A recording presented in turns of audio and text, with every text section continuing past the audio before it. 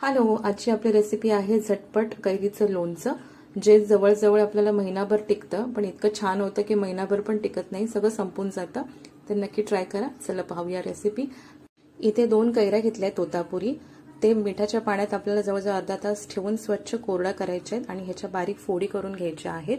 या पद्धतीने बारीक फोडी केल्या तर लोणचं खूप छान होतं. त्यामध्ये 2 चमचे मीठ टाकलेलं आहे. व्यवस्थित ढवळून आपल्याला अर्धा तास ह्याला मुरत ठेवायचं आहे. दुसरीकडे 2 चमचे मी तेल गरम करत ठेवलंय.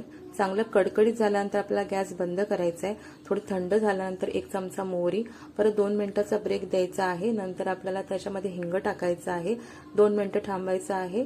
हळद टाकायची आहे. नंतर आपल्याला मोहरीची डाळ टाकायची आहे आणि त्यावरती मसाला टाकायचा आहे. हे सगळं 2-2 मिनिटं थांबून टाकायचं आहे. त्यानंतर आपल्याला इथे चमचाभर गूळ टाकलेला आहे. ही फोडणी पूर्ण थंड झाल्यानंतरच ओतायची आहे.